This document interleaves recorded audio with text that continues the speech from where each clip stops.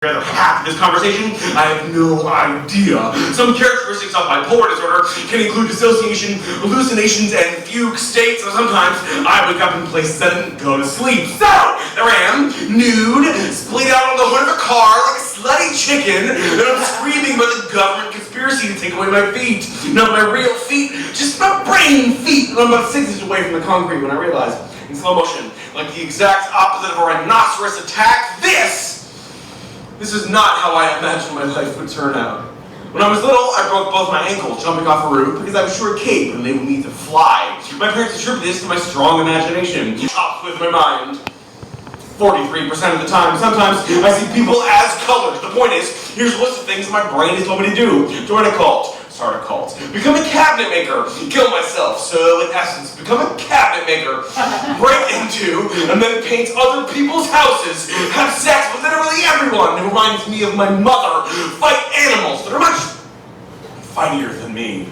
Like bears. So, in essence, kill myself. I think a lot about killing myself. Not like a point on a map, or like a glowing exit sign to show it's never quite bad enough to make me want to leave. See, when I'm up, I don't kill myself because holy shit, there is so much left to do. And when I'm down, I don't kill myself because then the sadness would be over. And the sadness is my old paint under the new. The sadness is the house fire or the broken shoulder. I'd still be me without it, but I'd be so boring. They keep telling me seeing things that aren't technically there is called disturbed cognitive functioning. I call it having a superpower. Once I pulled over on the freeway and jumped out my old red Jeep because I saw it burst into flames. 20 seconds before it actually burst into flames, I knew my wife and I would be together because she was bright pink the first time she saw me. I know tomorrow's gonna come because I've seen it. Sunrise is going to come. All you have to do is wake up. The future has been at war, but it's coming home so soon. The future is the map and the treasure. The future looks like a child in a cape. The future is just like gravity. Everyone is slowly drifting toward everyone else. We will all be part of each other one day. The future is a blue sky and a full tank of gas. I saw the future. I did. And in it, I was alive. Orlando, how the fuck are y'all doing? Oh yeah, that's what's up. Thanks y'all. My name's Dale. And I'm not saying that I hate Florida, but there's always a but. This is the 4th show we're doing in your fair state. We've been here for 5 days, and in those 5 days, our van has gotten a chip in the windshield. Somebody, last night, in the middle of the night, somebody drove by and just destroyed our fucking driver's side mirror. Let's see, what else? When we were on the beach, I drank a beer that had a bug in it. And also at the beach, I was just swimming around, and a condom just like was like in the wave, just like hit me in the fucking head. Florida man back at it again. I mean, I know it was my fault for like going swimming in West Palm, but you know, still, you don't expect to go in the ocean and see a fucking condom. All right, what else? You do in West Palm. That's what you do. You're right. It was my fault. I should have known that condom wave was the problem. Let's see what else. There's been a whole shitload of traffic, and I had to go to Jacksonville, which was unfortunate. And then somebody tried to light the venue on fire today. So, a lot of y'all didn't experience this, but we rolled in here at the beginning, like, we're about to sound check, and we were like, why does it smell weird? And why is the venue filled with smoke? What the fuck's going on? And we were like, immediately, we gotta go. This is not good for anybody. So we're just kind of hanging outside. I'm like, well, this is funny. Like, we're gonna figure this out in a second. And then some people from your wonderful venue could get up to Soundbar for having us out tonight. Hell yeah. They took care of this shit. Also, it helps that like the fire station's like right down there, so they just rolled up and they were like, "Yo, shit's on fire." It's your job, I think. So then some fire dudes roll up. They've all got beautiful mustaches, and then they're kind of rolling around, and they roll up looking like everything's fine, and then they come out of the building, you're like, oh shit. So then a fire truck rolls up, and then somebody's like getting in his fucking fire suit, and I'm getting increasingly more and more anxious because I'm like, man, I hate Florida. Of course, it's what happened in fucking Florida, right? Like this is never, plenty of bad shit has happened to me in other shows, right? Like one time in Long Island, I had to pause the show for 2 hours because somebody got totally fucking hammered and then fell down and hit his head on some stairs, and so I was, and it was like, it's a medical emergency, but also it was his own fucking fault, and he was an asshole, so like that, that was a little shot for you. At the time, we were in Dublin, and a fire alarm went off in the venue, and it was because somebody was vaping in the fucking bathroom, right? So that was lame, but this was the first time I was like, oh fuck, I might not have a place to perform because the building might be on fire. So I'm happy we all made it here. Happy none of us died. And I'm happy that these fine people have taken such good care of us this evening. And I'm going to need you to repay their kindness, hell yes. I'm going to need you to repay their kindness by buying a bunch of drinks from the bar and tipping the fuck out of your bartenders. I might recommend, they have a drink special, I'm sorry. And tip security, tip my man. You see, right here, listen, earlier we had an interaction where a fine gentleman rolled up on his bicycle and started telling me about how beautiful America was, and that Christmas is an American holiday, and then my man, what's your name? I'm sorry, remind me. Tyree. And Tyree was like, hey dude, what the fuck? You gotta get out of here, man. And my man on the bicycle was like, no, I'm talking about America. And Tyree was like, no. What did I just say? Get the fuck out of here. So, tip security because he prevented me from having to hear a diatribe about how Christmas is American. All right, great. Tip everybody, that's how I feel. Also, there's a drink special here. It's called the Sad Boy, which very appropriate. Yeah, it's a fucking shot of rail whiskey and a PBR, so how could you not? All right, great, okay, that was me talking a bunch. All right, I'm gonna do more poems now. This next poem, you might recognize. No, you haven't seen this poem at all, never mind. So this poem, okay, so I'm married now, which means I'm fucking boring.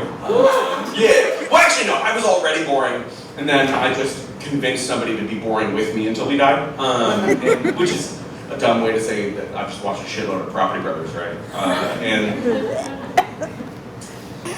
this is probably uncouth to say, but I've never seen a pair of siblings that is more likely to be fucking.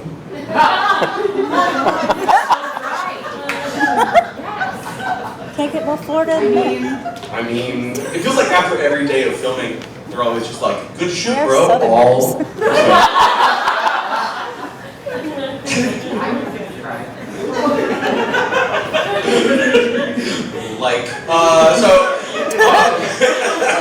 Retweet. That's a dumb way to say that I've watched a whole bunch of those shows where a couple that clearly shouldn't be together looks at 3 houses, 2 of which they're not going to buy. So while we're watching these shows, my wife's name's Annie. We need to riff on them, so we've developed this character that is a realtor of dick.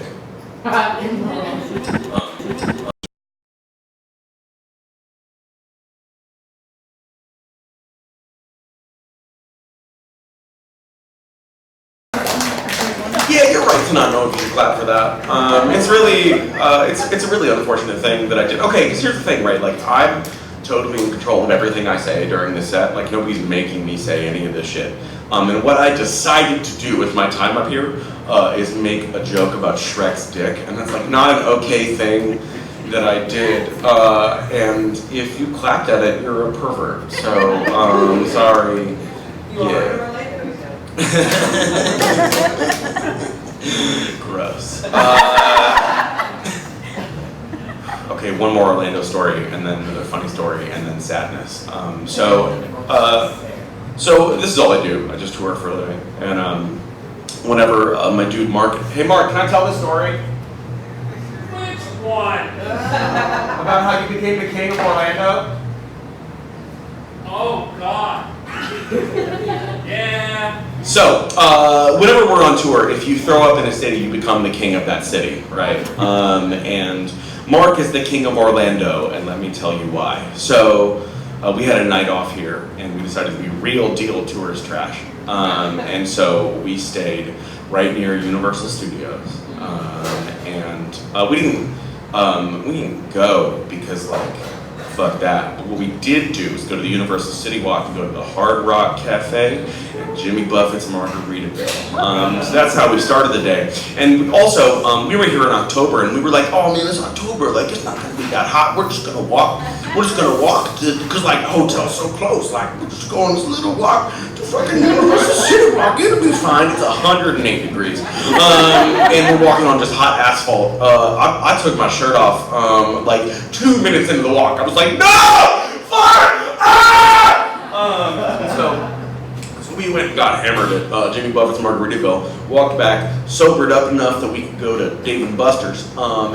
at Dave & Buster's, I don't know if you've been there, but they got this thing called a frosé, which is where they make you a frozen daiquiri, and they take one of those little tiny bottles of rosé and they flip it upside down and they put it in there. So you get, not only do you get some frozen bullshit, you get some frosé bullshit. It's bullshit. It tastes amazing and it's bullshit. So we did that. Played a bunch of video games, felt like creeps because we're a couple of gross, bearded, tattooed men in a place surrounded by children. And we were like, we shouldn't be here. This is weird. I don't like that we're here at all. And then I proceeded to play Luigi's Mansion 20 times because I'm exactly as nerdy as you think I am. So we went back to the hotel, drank some whiskey out of a tin, which was terrible. We got caught by the fucking marketing, like literally it's just a little tin like this, and we got so hammered that we started watching Vine compilations because we're both depressed, sad boys, and that's the only thing that brings a little bit of joy into my life. So we do that, and finally, as I'm starting to black out, I'm like, okay, it's time to go to sleep now. We turn off the light, and in about 2 minutes, it took you about 2 minutes, I just hear Mark bounce up from the bed, and then I just hear splashing in a trail toward the bathroom. I will start splashing until lights are out and I'm like, And I just kind of went, you good, buddy? I never feel And I just hear, it's in the middle of the It's always when I lay down and make the bed and he was not good. So I was like, you know what? This is gonna be a problem for tomorrow, Neil. This is future Neil is gonna fuck with this. I put in earplugs and I went to fuck to sleep. And then when I woke up in the morning, I discovered there was a trail of vomit leading to the bathroom. In the bathroom, there was vomit in a big circle around the bathroom, behind the toilet somehow. And Mark had just taken all the towels in the hotel room and just used it to just like mop up a bunch of his fucking puke. So I took a shower with no towel in the morning because they were all puke towels. And then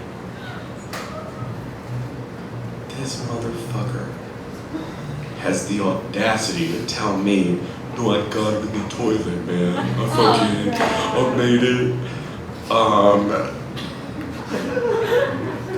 So as we were leaving, I put an inordinate amount of cash on the dresser with a note to housekeeping saying, I'm so sorry that we're awful, disgusting animals.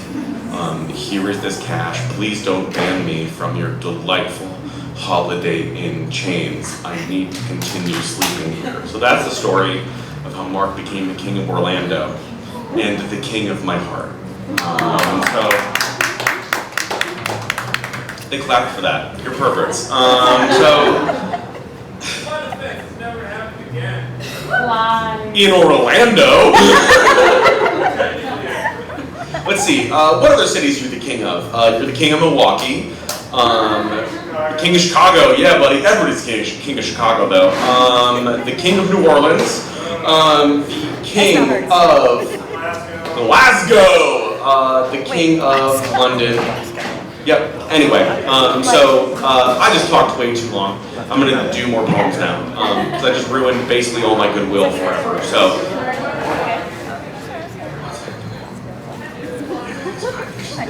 Alright, no, we'll just do this. I'm gonna start shouting now. Okay, great.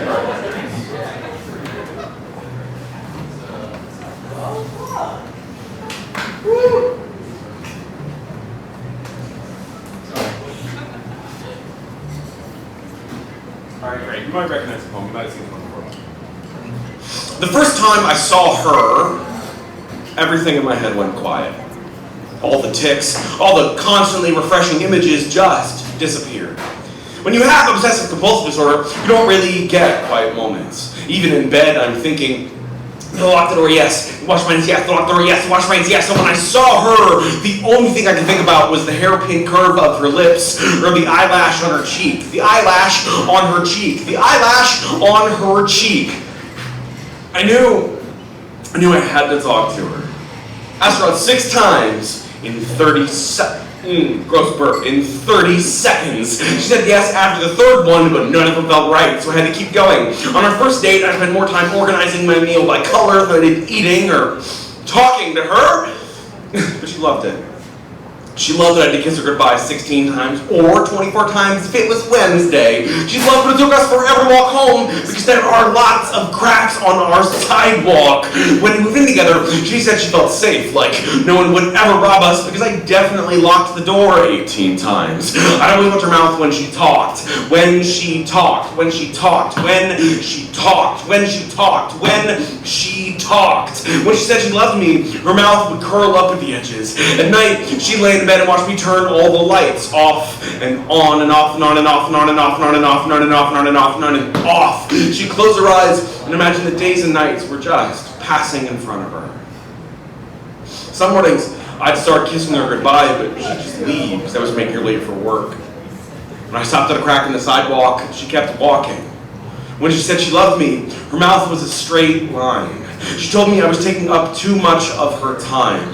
Last week, she started sleeping at her mother's place. She told me she shouldn't have let me get so attached to her. This whole thing was a mistake, but how can it be a mistake that I don't have to wash my hands after I touch her? Love is not a mistake. It's killing me. She can run away from this, and I just can't. I can't go out and find someone new, because I always think of her. Usually, when I obsess over things, I see germs sneaking into my skin. I see myself crushed by an endless succession of cars, and she was the first beautiful thing I ever got stuck on. I want to wake up every morning, think about the way she holds her steering wheel, how she turns shower knobs like she's opening a safe, how she blows out candles, blows out candles, blows out candles, blows out candles, blows out candles, blows out candles, blows out. Now, I just think about who else is kissing her. I can't breathe. She only kisses her once. He doesn't care if it's perfect. I want her back so bad. I leave the door unlocked. I leave the lights on.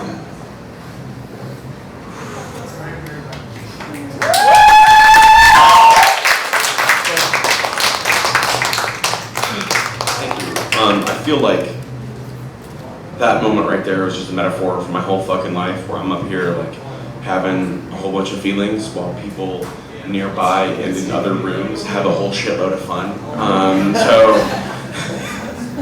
welcome to the Hilborn show. You came to this show on a Saturday night, so it turns out you're depressed. I hate to tell you this, but like you have to go to therapy now. I'm sure at least half of you are already, but But if you're not, you gotta go. Alright, people have asked me a couple times in the interviews recently if I ever got back together with the person that poem's about. And like, fuck no for a whole bunch of reasons. But no specifically because back when I wrote that poem, I was so focused on talking about what it was like to have OCD and how having OCD impacted my ability to have any kind of close interpersonal relationship, that I think I missed the opportunity to show just how messed up and codependent that relationship really was. You know, like we were really terrible to each other. And I think, I wrote a long time ago. I was 20 and I'm 23 now. And I just didn't have the same tools back then, so I did a thing that I promised myself I was never gonna do. I wrote a response poem to my own poem. which is like the most fucking slam poet thing I could do with my whole damn life, right? But I think it says something really important, and it says something I've been trying to say for a long time, so I'm gonna do it now. Yeah, I think you'll like this. I try not to regret things. Everything has already happened, and anyway, if I was wrong then, what's to stop me from being wrong now? Usually, I'm a screwless hinge. I'm a door flat on the floor, so there's nothing bad about the way I wrote that poem 10 years ago. It's exactly what it had to be to get all of us into this room. If, however, I were asked to do it again, I'd try to include just a little more of the codependence and wild verbal abuse. Back then, I didn't know how to say that we were two defective arms of a robot that makes memories. And it's not just that she's terrible. She is, though. She's a saw blade if saw blades said mean things about your mother. She's a duvet filled with bees, but... I know what you're thinking. I know you're thinking duvet is a really bougie word to use there. But I fucking meant it. Because what's the other word I could use? Comforter? And this woman has provided no one with comfort ever in her entire life. Okay, the poem turns, I gotta make a serious point now. Alright, duvet filled with bees. But the point is that I never saw her as a full person. To me, she was the key, and I was a big, stupid lock with a bunch of verbal tics. She was a tow truck at midnight. She was a talisman that was gonna make me not sick anymore. There were times that love made me better, but never very long. Love made me a broken arm with no cast or sling. I said, love, take me home, and love got lost on the way. Love, give me back my missing parts. Show me the wet streets again. Let me roll the windows down and turn the record over. Shove me over the edge and give me wings. Love, please fix the furnace while I'm out of town. Love, change me right now. See? Love never made me anything I wasn't already. I was born freezing and I'm still far too cold. I don't have that much time here, or here. So with the years I have, I need to say this. Love won't save you. No one can heal you but you. You are already at the wheel and you know exactly where to go. So catch your breath. Grab a hold. Plant your feet and begin.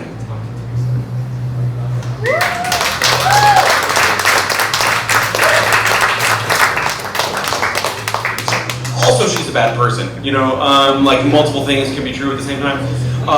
And I'm just saying, like, don't date poets. Just like, don't do it. We'll all just steal your car and then write a poem about how you're a jerk. So just like never do it. I wish that were a joke, but like I just stole somebody's car and then wrote my first book, you know what I mean? So just like never, artists don't deserve love. We're just selfish assholes and you shouldn't believe in us or speak to us. Yeah, no, I mean that's kind of a joke. It's a joke. All right.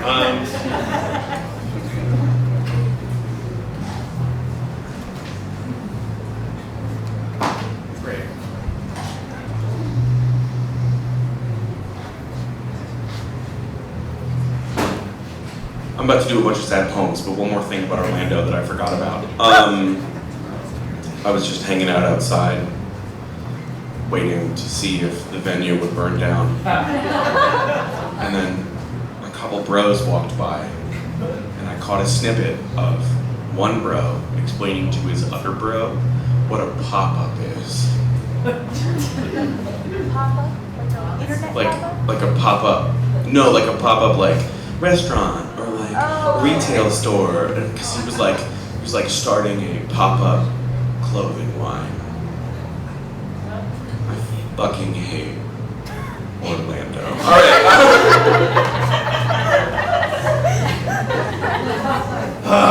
Okay, alright. Great. I'm gonna do a whole bunch of sad poems now. This is probably gonna be like the roughest, most intense part of the set for me, but I promise you I'm taking it somewhere. You know, I'm not just gonna be like, everything's bad later. Like everything is bad, but we have this unique opportunity tonight to like do something with it and like experience some kind of catharsis. whereas most of the world is just like unremitting garbage, and then you die, you know. But like here, we'll actually get to take it somewhere. So this first poem I wrote, so I grew up in Houston, Texas, which is a terrible swamp you should never go through, which I think you actually might understand something about terrible swamps that nobody should live in. I moved from there to Houston, moved from Houston to St. Paul, Minnesota, and I was totally unprepared, right? Like everybody in my family, and we're all like, oh, we'll get you a jacket, you're gonna be fine. Straight up, my first winter, I took a shower and then walked outside with my hair wet. And my hair just froze to my head because that's what water does when it's below freezing. And just not thinking at all, I went to brush my hair off my forehead and I broke off a piece of my fucking hair, like this fucking long. Because like God isn't real, right? So I had no clue what I was doing. So I wrote this poem about what it was like to leave everything you know and are comfortable with and move somewhere totally alien where like the air is trying to fucking kill you, right? So I took the structure from one of my favorite poets. His name's Hanif Abdur. He's got all these poets that are like odes to, he's got all these poems that are odes to bands or musicians ending in something dope, right? So I have like Ode to Drake ending in Blood in a Field, or Ode to Elliott Smith ending in The First Snowfall of 2003. So I took that structure and I wrote one of my own. This is Ode to the Gaslight Anthem ending in Hospital Bills after Hanif Abdur. There's no summer better than the summer before you turn 18. It all felt like it was terrible for a reason. All the self-hatred was finally going somewhere. Like all that time I spent veering toward and then away from guardrails so I could find new bridges somewhere north. The north is mythical and covered in ice. It's just ice, dirt, then ice all the way down. There's nowhere close enough that you could get there by train, and isn't that what it means to stop running away? Stranding yourself somewhere so hard that it has to work. It has to, and if it doesn't, there's only back south or the snow. The snow spreads its arms and yawns. The snow starts saying goodnight the moment it waves. South is where they love you, but no matter where you drive, it's always into the sun, and the sun doesn't bat its eyes at you the way it used to. The sun only spreads its arms and yawns, but you don't shine like you used to. You used to be a glittering machine. You were brand new and so sharp and hungry for fingers, and now who can tell you from dirty snow? Look at you there, all pale and non-stop bruises, and you somewhere is that teenager with a rough and bloody voice, angry with the radio on, driving nowhere, and where would that loud idiot go if he knew he would one day turn into you? Thanks, sir. Feel free to clap, not clap, it's whatever you want, man. This is a bunch of like sad shit, so like you do whatever you're moved to do. I'm a professional, and you can't fucking flatten me at all. All right, this next poem is a super long title, because I think I'm an emo band from 2006. So, all right, great.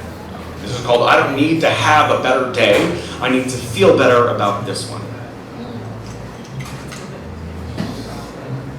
There is some truth to what Huey once said about how a lot of the time I don't want to die. I'm just embarrassed. And that makes me long for death.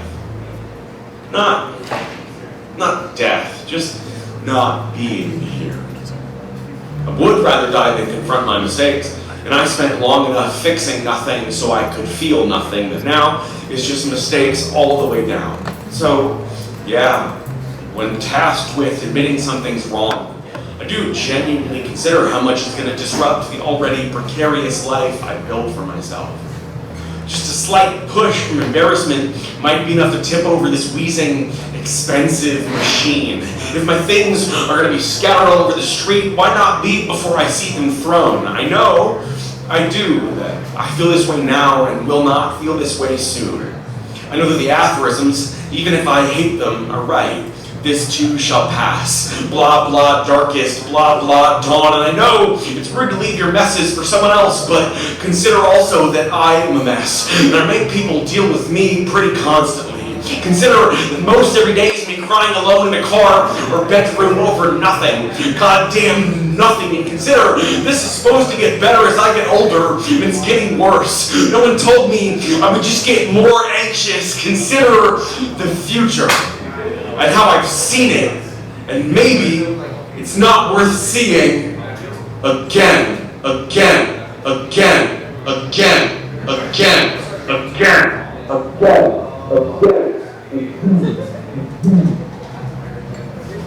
The hard part, probably, is admitting that I really can't handle it anymore. I can't just hire someone to take care of the 2-year-old unpaid parking ticket. I threw money at my loneliness, and all I got were friends who think of drunk driving as a sport. I started my phone for so long that I grew a glass face. First, you say you feel nothing, then your eyes start to agree with you, then one day, someone you love, probably, cries in front of you, and your only thought is, when is dinner? There's only one way left to talk about being sad that won't make me more sad. I'm so sad I jumped off a bridge and missed. I'm so sad one time I called my therapist Mom. I've made enough jokes about killing myself that I'm starting to think they're funny. Every time I say goodbye, I find myself adding forever because who knows when it'll be true. The text message is a light bulb on a bad wire. I start typing and the ellipses flicker. If I say delete, if I delete, the filament pops and the whole light sleeps. Tomorrow is at least I have to sign every morning. Get me a carrier pigeon. Fire up the old telegraph. Open the window and let me shout for help. Something is burning. Bring water. Bring water. I'm so sad. I fell in love with hands and a row of teeth. I'm set aligned with the knives and stare at them until one of them speaks. Where's the bad part? How do I carve it out? Like now, is it all right?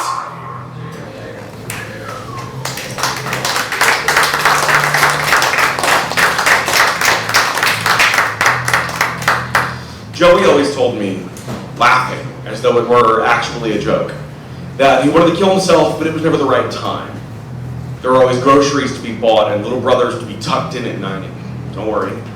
Joey isn't going to kill himself 20 more seconds into this poem. It's not that kind of story I'm telling here. Joey got a promotion, and now he can afford antidepressants. Joey is Joe now. Joe is a cold engine in which none of the parts complain. Joe is a brick, someone made out of fossils. If you removed money from the equation, Joey would have been painting elk on cave walls. People would have fed him and kept him away from high places, because look at those elk. I think that the genes for being an artist and mentally ill aren't just related, they're the same gene, but try telling that to a bill collector. We were 17 and I drove us all to punk shows in a station wagon older than any of us. We were 17 and I bought lunch for Joey more often than I didn't. We were 17 and the one time Joey tried to talk to me about being depressed when someone else was around, I told him to shut the hell up and asked if he needed to change his tampon, you know?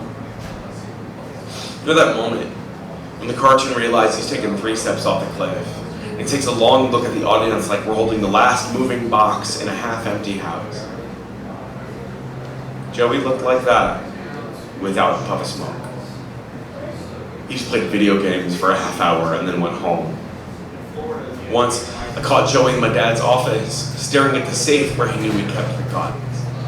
Once, Joey molded his car into the shape of a tree trunk and refused to give a reason why. I once caught Joey in a biology class, staring at his scalpel like he wanted to be the frog, splayed out, wide open, so honest. There's one difference between me and Joey. When we got arrested, bail money was waiting for me at the station. When I was hungry, I ate. When I wanted to open myself up and see if there really were bees rattling around in there, my parents got me a therapist. I can pinpoint the session The session that brought me back to the world. That session cost $75. $75 is 2 weeks of groceries. It's a month of bus fare. It's not even a school year's worth of new shoes. It took weeks of $75 to get to the one that saved my life.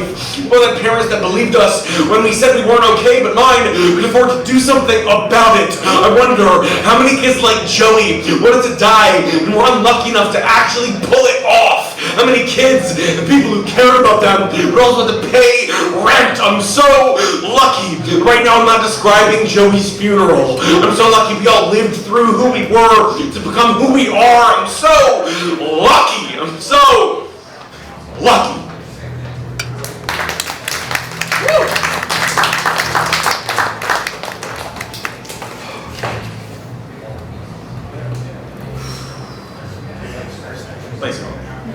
That was a whole bunch of sad shit, back to back to back, which is not, I mean, first of all, yes, that's what you signed up for.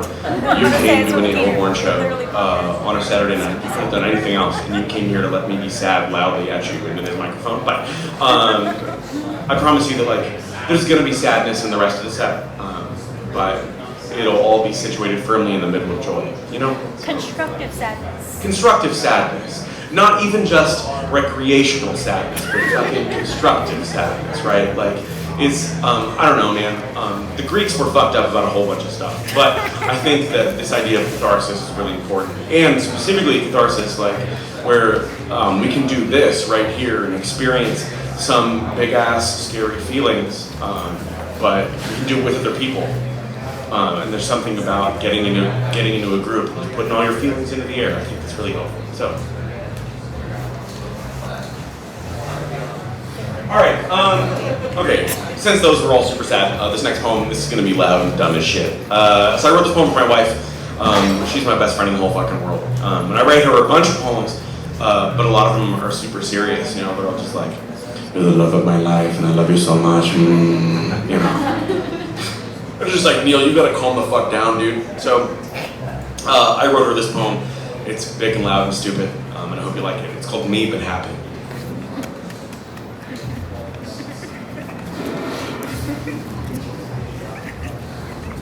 I would like to thank you, personally, for always making me feel cooler than a wolf wearing sunglasses. When I'm around you, it's like I'm full of electricity, but in a fun, non-lethal way that's possibly giving me a boner. I want to thank you for making all the love songs mean something again. Now when Ed Sheeran comes on the radio, I still roll my eyes, but I do it while air humping.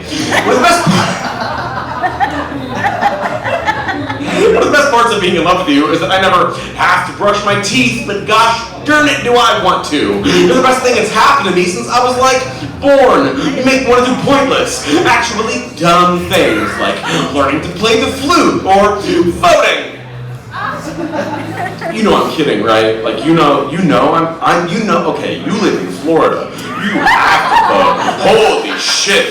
There's a whole bunch of people out there that are all wearing, like, fucking, like, t-shirts that have, like, Trump 2020, but they got Mickey Mouse ears on them, and those fucks are all voting. So, I'm just assuming that if you came to the show, you're not a fucking racist, and you gotta vote. You have to vote. You must vote. Florida is one of the states that must be fucking flipped. And if you came to the show and you are a racist, turns out voting is a scam perpetrated by the government, and they're going to take your fingerprints and DNA off the voting ballots, and they're going to transmit that to the reptilians who are going to come down from Nibiru and take you and your children into a spaceship where the only beer is microbrews, and yeah, so don't vote if you're racist. Also leave. Anyway, okay, I have to get back to this poem. Where the fuck was I? Learning to play the flute or voting. On the list of things I love about you, maybe the second or third entry is the way you turn all my awful days into awful days with cheeseburgers. Have you ever smashed your face into a bunch of cool, wet sand? You should, because that's pretty much what it's like to hang out with you. I've never made out with Jesus, but I imagine it's kind of like holding your hand. If I had scurvy, it'd be alright to have scurvy with you. I just want to say, I'd clear the snow off of 12 driveways in negative 20-degree weather just so that I could leave you a voicemail. I want to thank you for never, not once, not ever making fun of me for crying while I watched the exact same scene from Parks and Rec for the 25th time.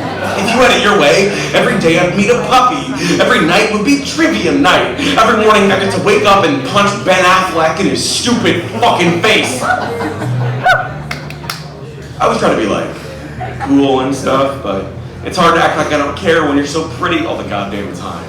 The new way to say I love you is to just ram our foreheads together. We can't really be sad if we're both sad in the same place, right? I want to thank you for always wanting me to be me, but happy. I don't know why we're both here, but since we are, let's make out until we're dead. Before I met you, I wanted to be dead all the time. I still do because of the, mental illness, but now that you're here, I don't want to die anymore. If you were a breakfast cereal, you'd be called Reason to Wake Up a Host. If you were...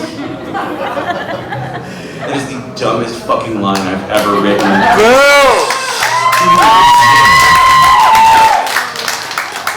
And I keep trying to cut it, but like, it's Annie's poem now, so I have to ask her before I edit it. And I'm like, darling, can I cut the cereal line? And she's like, I'll divorce you, dude. Copywriting. Okay, this poem's almost over, I have to finish it. Alright, Reason to Wake Up Though. If you were a book, you'd be titled Your Perfect Life. Right here, sure. There are probably infinite dimensions. But I'm with you in this one, so why would I try to find them?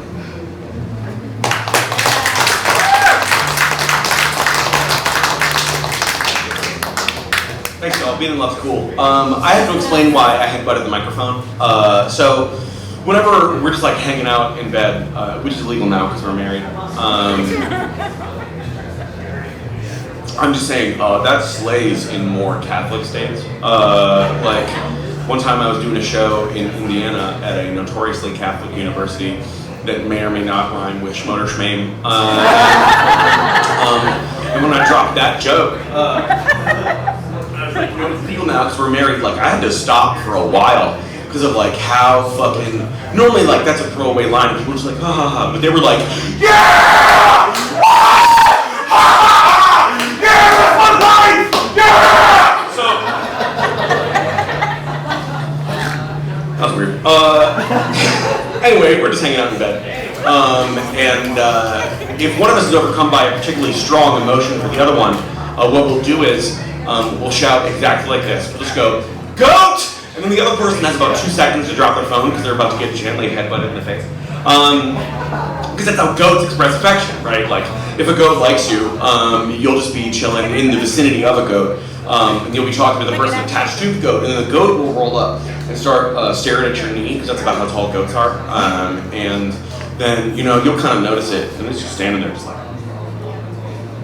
And you'll kind of turn to her, and you'll be like, hello, goat, how are you doing?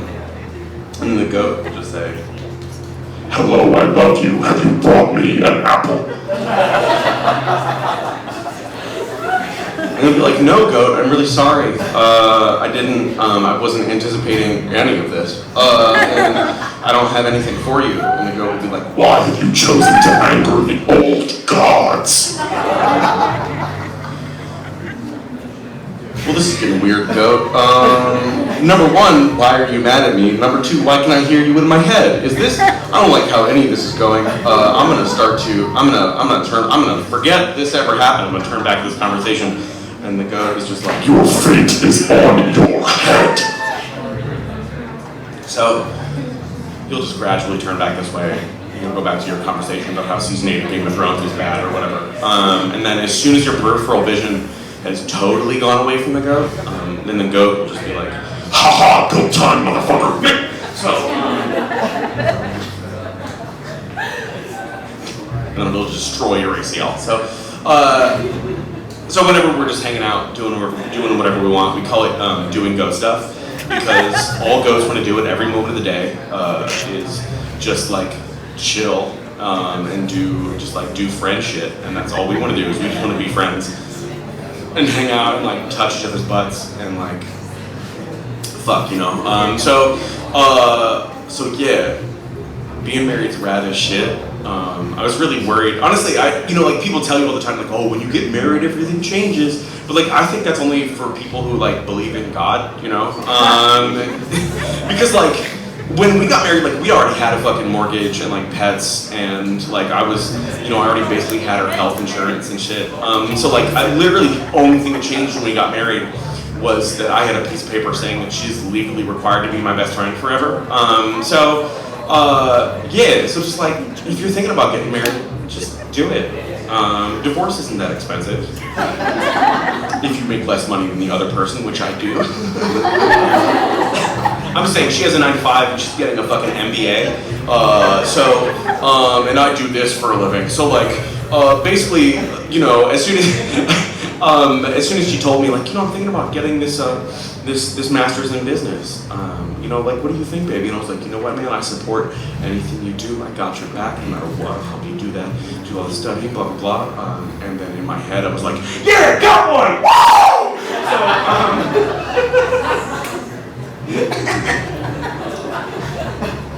all right, sick. Cool, I got a couple more poems, and then we're gonna hang out. I'll be chilling at the merch table after the show's over. I'd love to say hi and shake your hand and say thanks for being here in like a specific way and not in this like general way that I'm saying to all of your faces. I'd like to say it to each of your faces individually. Because like, I love this job, and I couldn't do it if y'all didn't show up on a Saturday night to let me yell my feelings at you. So yeah, I'll be chilling there. Just give me a couple minutes after I'm done to go into the green room and like shake violently, because this is my dream job and it's fucking scary as shit. Because like literally I'm the only one facing this direction and there are a bunch of lights on me, which it's a nightmare. To be real, this is a nightmare. All right. Literally all facing this direction to look at. It's a nightmare that I love. Multiple things can be true simultaneously. So we've talked about Mark, your liege, the king of Orlando, and Mark's one of my best friends in the whole world, and he's my tour manager, my manager, and I couldn't do this without him. I just wouldn't, like, if I didn't have Mark, I just wouldn't be out here. So I wrote a poem for and about him as a way to thank him, which is like really shitty. I should thank him with like money, but I'm gonna do it with this instead. So my dude Mark used to be a tattoo artist, and one time for our most illustrious American holiday, Shark Week, he drew a sheet of tattoo flash and in the corner there's this shark with a penis for a head, right? Now, this isn't just a poem about Dick Shark. Dick Shark. This is a poem about friendship in America and the indomitable human spirit. So let me tell you about Dick Shark.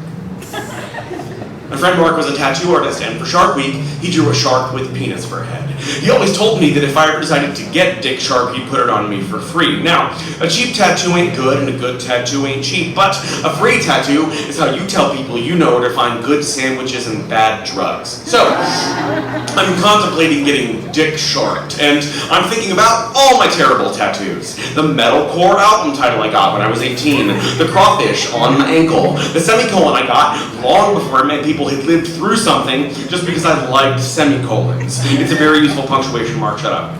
The worst tattoo is the one you get because you think someone else will like it. If the point were to be more likable, everyone would just get Gandhi's face tattooed over their face. All the bad decisions I've ever made have led me to some form of happiness. My first girlfriend taught me that I don't like it when people are bad people.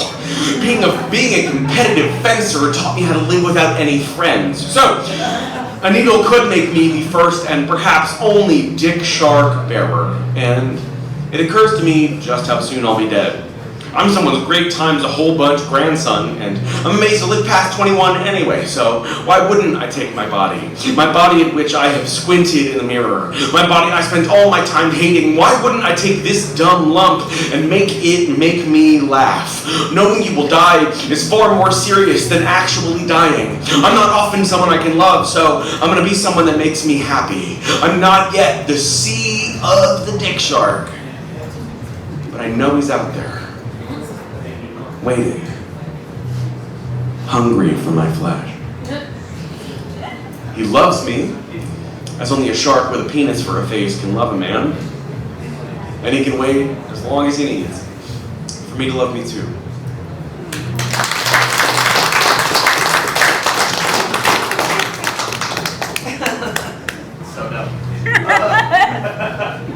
Yeah, great.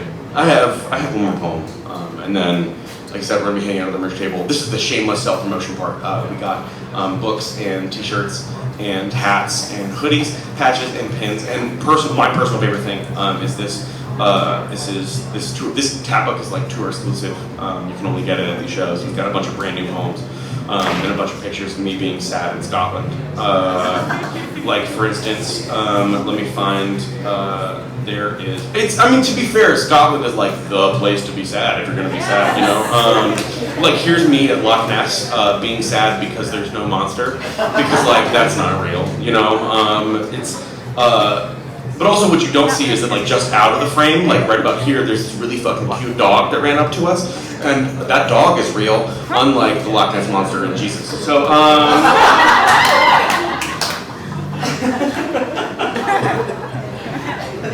I'm just saying, Jesus is my favorite cryptid. All right. Imaginary. Cool. Great. Can we give it up one time to Kara for opening the show?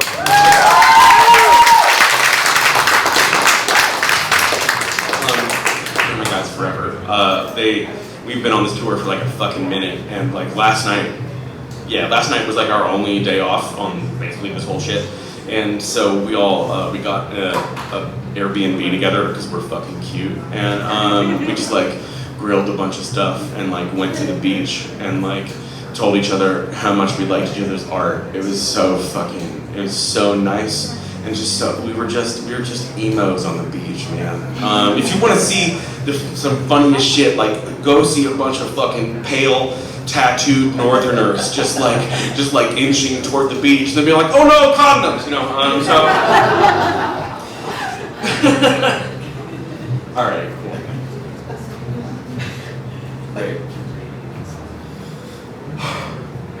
Great. So. Cool. I got one more poem, and then we're gonna hang out. Can we do a thing really quick? I think this might be kind of fun. For the last poem, it's cool if I sit right here and you all come up and like we like crowd around and do that kind of thing. Does that work? Okay.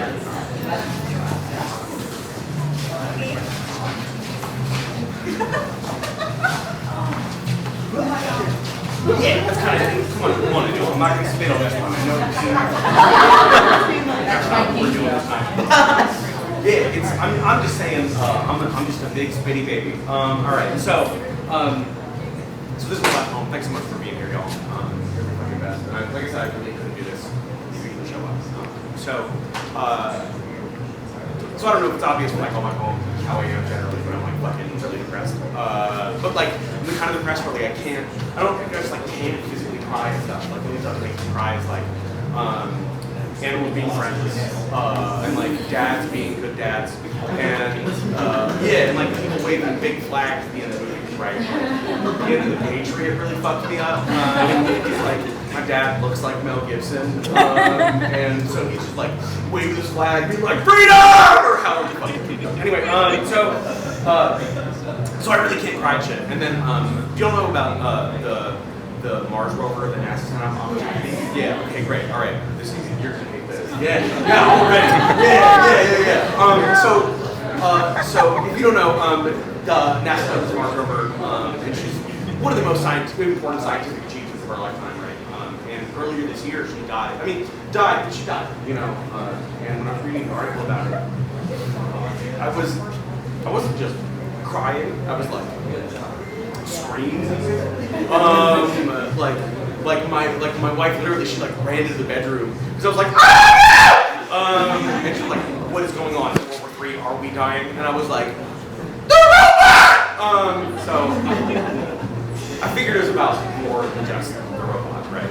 So I wrote this poem about it, and it turns out that like it's about loneliness. You know, I feel lonely all the time. And like this right here that we're doing right now, this is the only time I ever get to feel not alone in my whole fucking life. And like, how much more lonely does it get than the man-made thing that is farthest from anybody dying alone? And so I wrote a poem about it. It's my last poem. It's called "Opportunity Wake Up." On Mars, in the middle of a dust storm, the last words of the Opportunity rover were, "My battery is low, and it's getting dark." Sure, they weren't words. They were readings, but the readings were low battery, blocked solar. For a month, the first time, there had been a sandstorm, and her solar panels were shrouded in stellar debris. Her small wings in a small world covered in dust. She wouldn't have enough power to start back up once the sun returned. Her. The NASA engineers called the rover her, affectionately referred to her as Oppie. Oppie, this little robot so far from home, was only supposed to last for 2 months, and here she was, 15 years later, finding evidence of water and singing herself happy birthday. She was a sparrow over blue ocean. She was shipwrecked on a sparse red island, Oppie, a small metal dog, hope on 4 wheels, daydream that maybe we are not alone. Oppie, how'd you do it? I get only halfway between my house and Chicago. I feel lonesome when the cell service drops out. If I'm alone in a hotel room for 2 days, I forget how to speak. What if over the next ridge is nothing? What if all this work was to get somewhere no one is alive? Where can I stop that someone might find me? If 1,000 years from now, an object flies overhead snapping pictures, what's the right message to scrawl in the dirt? What SOS will say just how long I've been out here, scrolling through postcards and Twitter, rolling the odometer over and the windows just slightly down. Oppie, where do we go when our work is done? And how will we know when it's time? The NASA engineers, reaching toward their still and silent friends, played her songs through the radio. Rocket Man, Space Oddity, I Will Survive, The Trooper, Dust in the Wind, Here Comes the Sun. She couldn't hear. She never could. She was a robot, after all. But they still wanted their little buddy to know how long she never was. Opportunity, wake up, they said. Opportunity, we miss you. Oppie, we love you. We do. Good night.